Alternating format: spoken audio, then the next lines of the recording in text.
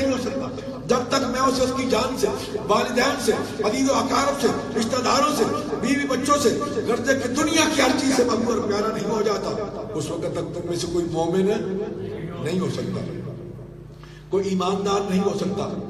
حضرت عمر فاروق رضی اللہ تعالیٰ عنہ کرتے ہیں کہ یا رسول اللہ، آپ مجھے دنیا کی ہر چیز سے محبوب اور پیارے ہیں، دنیا کی ہر چیز سے محبوب اور پیارے ہیں سوائے میری جان کے۔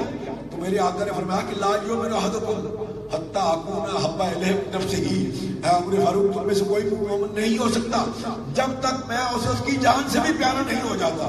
پھر وہ وقت بھی آیا کہ حضرت عمر فاروق عرض کرتے ہیں کہ یا رسول اللہ والذی انزل علیک الکتاب لانت احب الیہ من نفس التی بین جنبی، یا رسول اللہ قسم ہے ذات پاک کی جس نے آپ پر کتاب نازل فرمائی، آپ مجھے دنیا کی ہر چیز سے محبوب اور پیارے ہیں، حتیٰ کہ مجھے اپنی جان سے بھی پیارے ہیں، مجھے اپنی جان سے بھی، جو کہ میرے دونوں پہلوؤں میں ہے۔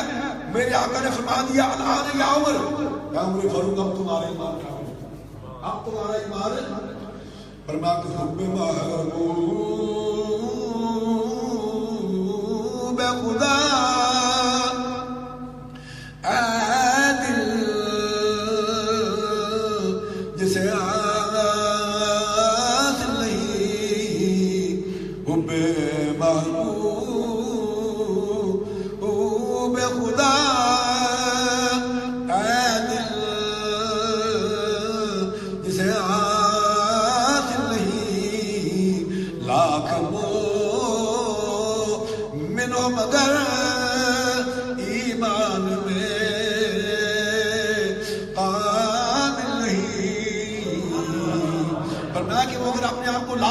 سمجھ رہے لیکن اس کا ایمان کامل نہیں۔ ایمان کامل کب ہوگا؟ جب حضور سے محبت کامل ہوگی، حضور سے پیار کامل ہوگا، حضور سے عقیدت کامل ہوگی۔ اللہ اکبر، اللہ کے نام قدر، کیونکہ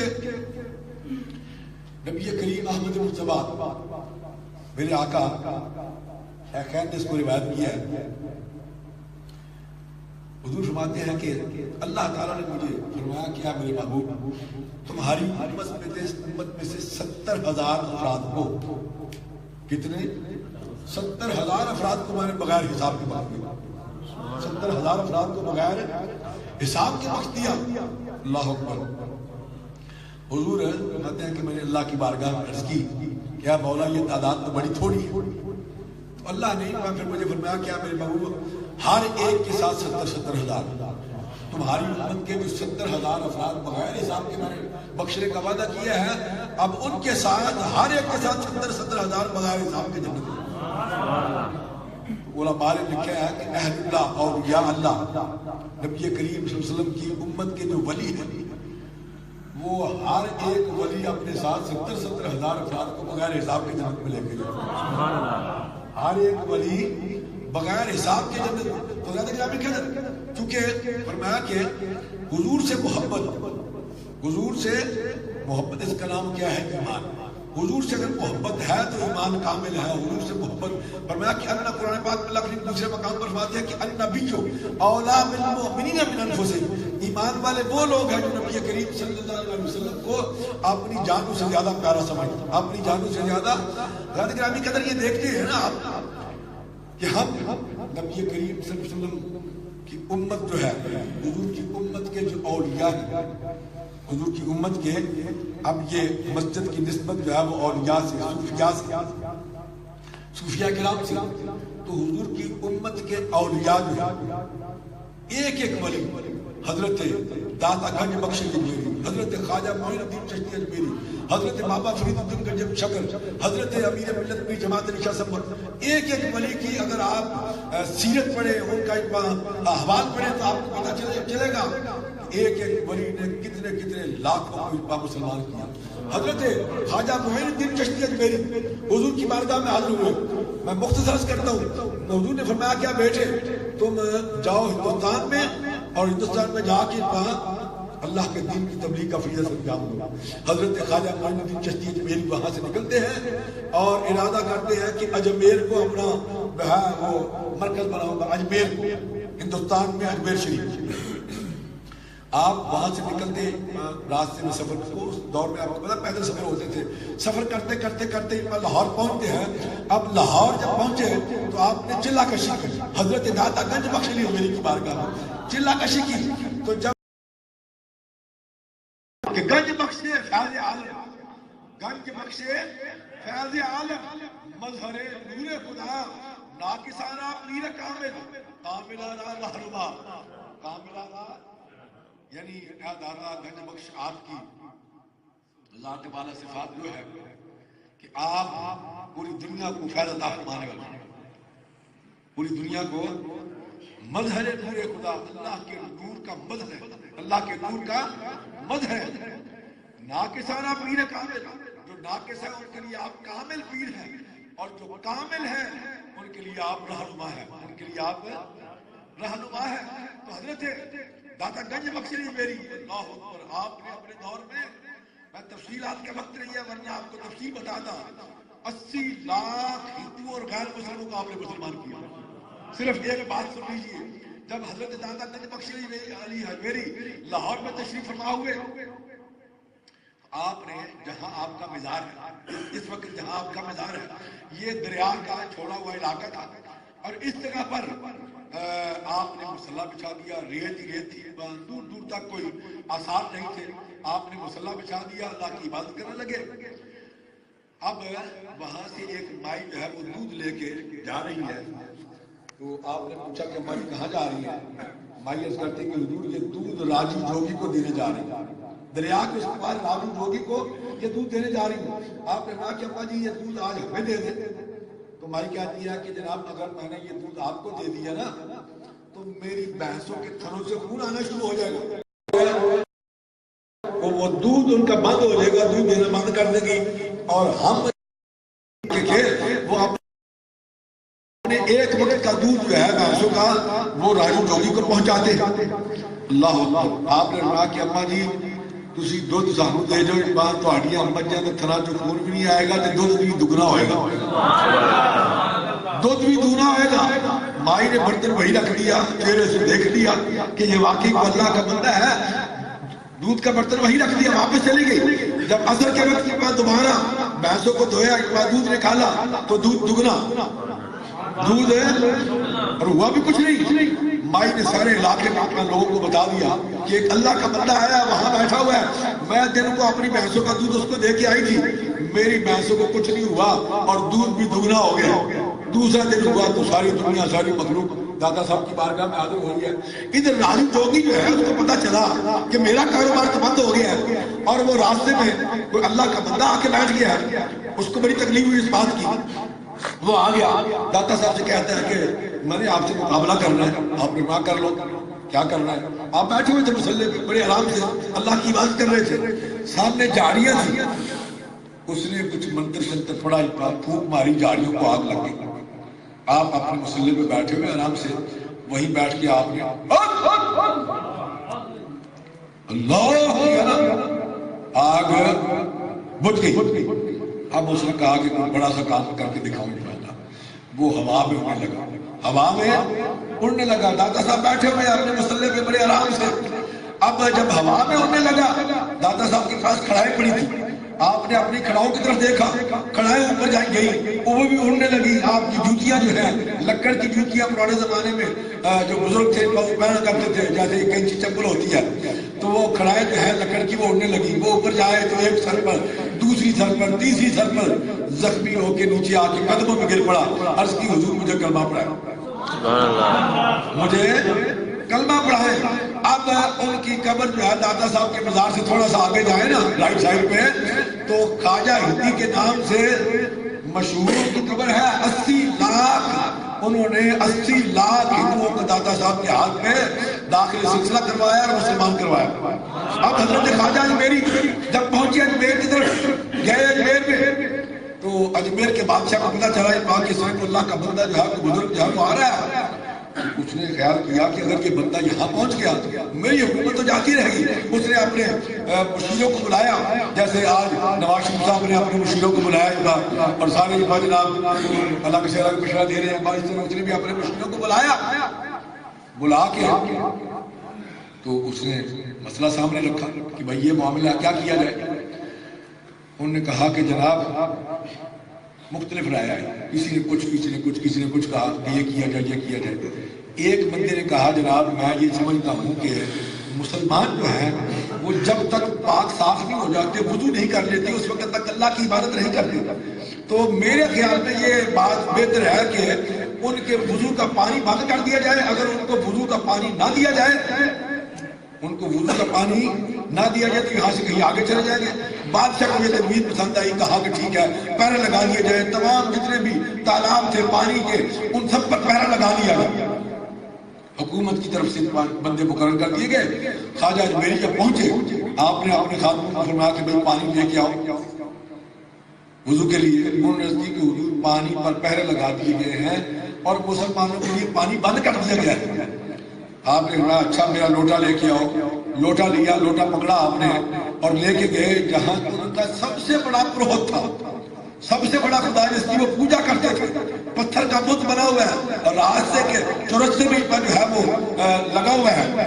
آپ گئے اور جا کے اس کو فرماتے کہ میرا لوٹا پکڑو, پانی کا بھر کے لاؤ. تو جو ہے بھائی اس پتھر کے بت کو فرماتے ہیں میرا لوٹا پکڑو اور پانی کا بھر کے لاؤ. اس نے لوٹا پکڑ لیا, چلنا شروع ہو گیا, چلنا شروع ہو گیا. جو سب سے بڑا تالاب تھا, انس ساگر سب سے بڑا تالاب تھا, اس پہ جا کے لوٹا ڈالا. ادھر خواجہ اجمیری واپس اپنے مسلح پہ آ کے بیٹھے ہوئے ہیں اور آپ مراقبے میں یہ مراقبے میں جیسے اس نے لوٹا ڈالا, آپ نے مراقبے میں ان پر توجہ فرمائی. اجمیر کے دیگر جتنے تالاب تھے ان سب کا پانی بھی اس لوٹے میں اور اس تالاب کا پانی بھی اس لوٹے میں. اب پورے اجمیر کا پانی جو ہے وہ ایک لوٹے میں. لوٹا لا کے اس نے پیش کیا حضرت خواجہ اجمیری کو. کوہرام مچ گیا. پانی بڑی ضرورت کی چیز ہے, پانی بڑی ضرورت کی چیز ہے. لوگ پریشان ہو گئے, جلوس نکلنے شروع ہو گئے, ریلیاں نکلنے شروع ہو گئی. بھائی بات کیا ہوئی؟ بادشاہ نے بلا لیا سب کو. اس نے کہا کہ بھائی کیا ہوا ہے, پانی کہاں گیا؟ انہوں نے کہا جناب کسی کو نہیں دیا. پھر کیا کہا؟ اس نے کہا جی وہ پروہت صاحب آئے تھے, ہمارے خدا ان کو کیسے منع کرتے؟ اس نے کہا مجھے پٹھے ہو کر ساٹھے خدا بھی تمہیں وہ تو چلتے نہیں ہے. اس نے کہا جو سب سے بڑا افسر, اس نے کہا جناب کسی کو بلا کے آپ پوچھ لیں, وہ خود چل کے آئے تھے, اب ان کو کیسے منع کرتے؟ جب انہوں نے پانی لیا تو سارا پانی ساتھ لے گئے. اب جناب بات چلتے چلتے جب آگے پہنچے تو پوچھا بھائی معاملہ کیا ہوا ہے, تو پتا چلا کہ سارا پانی خواجہ اجمیری کے پاس ہے. اب بادشاہ نے حکم دیا کہ فوراً اس کا کوئی انتظام کیا جائے, ان کا مقابلہ کیا جائے. اپنی حکومت کے افراد کو بلایا, مشیروں کو جمع کیا. بات طے ہوئی. کسی ایک نے کہا کہ جناب ایک بندہ ہے, اس کا نام ہے رام دیو. کیا نام ہے اس کا؟ ہندوؤں کے نام آپ کو پتہ ہے, رام دیو اس کا نام ہے. بڑی بندہ ہے اس کی, بڑے لاکھوں کی تعداد میں لوگ اس کے مانتی ہیں, اس کو پوجا کرتے ہیں, اس کے ماننے والے ہیں. اگر ہم اس کو بلائیں اور اس کو کہیں تو وہ ان کا مقابلہ کر سکتا ہے. بادشاہ نے فوراً حکم دیا کہ جاؤ اس کو بلاؤ. اس کو بلایا گیا. جب وہ آ گیا تو بادشاہ نے کہا بھائی اس طرح سے فلاں فلاں بندے ان کا مقابلہ کرو, تمہیں انعام و اکرام سے نواز دیا جائے گا. اس نے کہا جی یہ تو میرے بائیں ہاتھ کا کھیل ہے. وہ گیا, جا کے جناب اپنا حضرت خواجہ اجمیری اپنے مسلح پہ بیٹھے ہوئے تھے, قبلے کی طرف منہ کر کے. وہ پیچھے سے بندہ جو ہے داخل ہوا, اندر داخل ہوا. خواجہ اجمیری فرماتے ہیں کہ بھائی ہے تو میرا جنتی بھائی. تو جو ہے بھائی آپ فرماتے ہیں ہے تو میرا جنتی بھائی, لیکن کام جہنمیوں والے. جیسی یہ بات فرمائی, چہرہ پھیرا, توجہ فرمائی, اس کے چہرے کی طرف دیکھا, آنکھوں کی طرف دیکھا, بے ہوش ہو کے گر گیا. اللہ اکبر. لوگوں نے ہوش ملانے کی کوشش کی, فرمایا کہ نہیں اس کو چھوڑ دو. جب ہوش آیا تو کہتا ہے مجھے کلمہ پڑھا. سبحان اللہ. جس کے لاکھوں مانتی تھے اس نے کلمہ پڑھ لیا. اب بادشاہ نے کہا کہ اور کوئی انتظام کیا جائے. پتا چلا جناب کہ ایک دیو داس نام کا بندہ ہے, اس کے بڑے مانتی ہیں اور وہ بہت پہنچا ہوا جو ہے بندہ ہے. بادشاہ نے کہا اس کو بلایا جائے. بلایا. بادشاہ نے کہا بھائی سونے سے تولیں گے, تمہیں سونے سے تولیں گے, جو منہ مانگو گے وہ انعام بھی دیں گے, جا کے مقابلہ کرو. انہوں نے کہا جناب یہ تو کوئی بات ہی نہیں ہے. میں ابھی گیا اور ابھی دیکھ یہ کر کے آیا. گیا خواجہ اجمیری اپنے مسلح پہ بیٹھے ہوئے ہیں, جا کے کہتا ہے کہ جناب میں نے آپ سے مقابلہ کرنا ہے, آپ نہ کرو, کیا کرنا ہے؟ آپ بھی بیٹھ کے مسلح پہ جناب وہ ہوا میں اڑنے لگا، ہوا میں اڑنے لگا، اڑتے اڑتے آسمانوں کی طرف چلا گیا جناب، بادلوں سے اوپر چلا گیا۔ خواجہ بیری نے آپ نے وہی کھڑائیں جو دادا صاحب کے پاس تھی وہی کھڑائیں آپ کے پاس بھی تھی، آپ نے کہا لاؤ اس پر وقت کو پکڑ کے نیچے۔ جب وہ کڑھائی اوپر گئی، ایک سر پر، دوسری سر پر، تیسری سر پر، زخمی ہو کے نیچے آ کے قدموں میں گر پڑا، کہتا مجھے ان کا کلمہ پڑھا۔ اس نے بھی کلمہ پڑھ لیا۔ جب ان دونوں نے کلمہ پڑھ لیا تو 90 لاکھ ہندوؤں نے اپنے ضمور توڑ دیا اور کلمہ پڑھ لیا، لا الہ الا اللہ لا الہ الا اللہ محمد رسول اللہ۔ اللہ تعالیٰ میں قدر میرے جتنے اعلیٰ حضرت قبلہ عالم امیر ملت پیر جماعت علی شاہ صاحب بہت زیادہ 60 لاکھ ہندوؤں کو 60 لاکھ ہندوؤں کو حلقہ قبول کے اسلام کیا، کلمہ پڑھایا، مسلمان بنایا ان کا۔ تو یہ اہل اللہ، اللہ کے بندے مقبول، ہم ان سے نسبت قائم کرتے ہیں، ان کے پاس جاتے ہیں، ان سے رابطہ کرتے ہیں، مرید ہوتے ہیں، بیعت ہوتے ہیں۔ مقصد کیا ہوتا ہے کہ ان کی نسبت سے حضور کی نسبت حاصل ہو جاتی ہے۔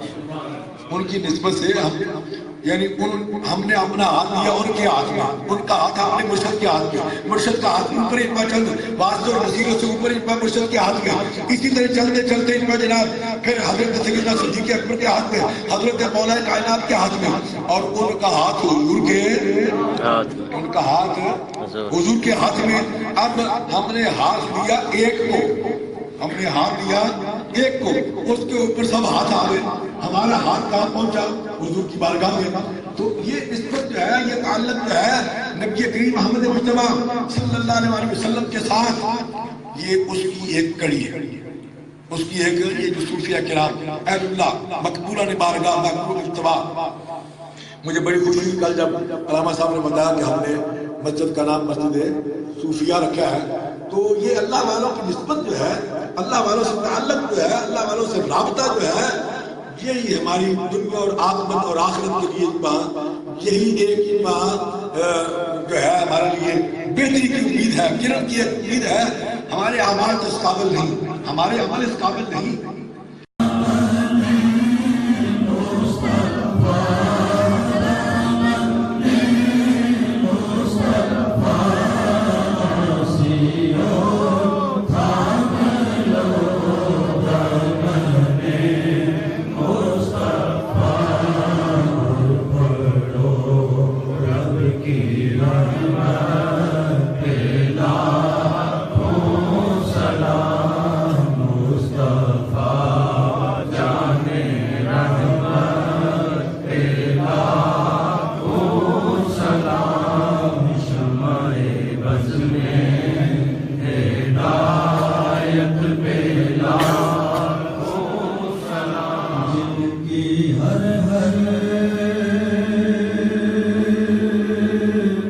ہر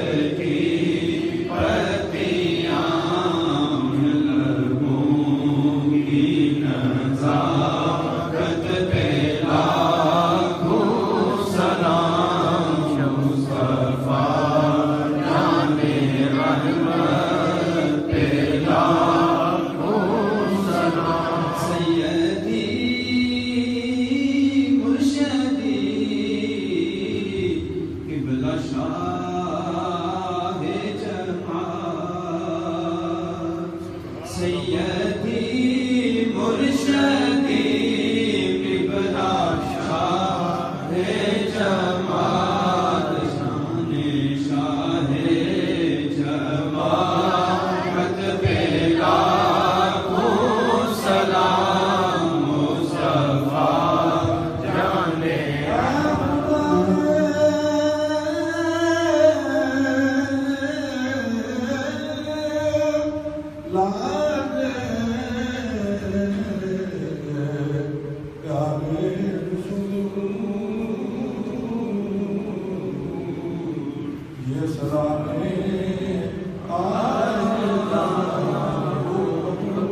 مصطفیٰ جانے یا رسول اللہ صلی اللہ علیہ وسلم یا اللہ پاک ہمارے سلام کو اپنی بارگاہ میں شریف قبول عطا فرما آمین کی بارگاہ میں پیش کیا مقبول قبول فرما یا اللہ پاک سب کو یہ توفیق عطا فرما کہ اس طرح سب حاضر ہو کر صلاۃ و سلام کا نذرانہ عقیدت پیش کر سکے آمین سب کو مدینہ پاک کی حاضر سے فرما آمین جو پریشان حال ہے ان کی پریشانیوں کو دور فرما جو بیمار ہیں ان سے انتقال نصیب فرما یا اللہ پاک جو بے اولاد ہیں ان کو اولاد رحمہ عطا فرما جو بے اولاد ہیں ان کو باوقار روزگار عطا فرما یا اللہ پاک سب کے گھروں میں خیر و برکت نصیب فرما سب کو کسی کا محتاج نہ فرما اپنے والے کا محتاج رکھنا آیا ہمیں بڑی فاطمہ کے برکت ایمان اپنی خاتمہ اگر دعوت کا مذکوری و قبول منو دستودار آجال رسول یا اللہ پاک ہماری میڈیا کی چین کو برکت نصیب فرما اپنے معروف کے صدقے سے پر اپنا فضل و کرم فرمانا صلی اللہ تعالی علی رسولہ و خیر خلقہ اس مسجد کے کمیٹی کے جتنے بھی افراد کے نماز انجام دے رہے ہیں بالخصوص حافظ صاحب اور دیگر جتنے بھی احباب یا اللہ پاک ان کی خدمات کو اپنی بارگاہ میں شرف قبول عطا فرما کر اجر کثیر اور برکت نصیب فرما صلی اللہ تعالی علی رسولہ و خیر خلقہ محمد و علی آلہ و صحابہ اجمعین برحمتک یا رب العالمین لا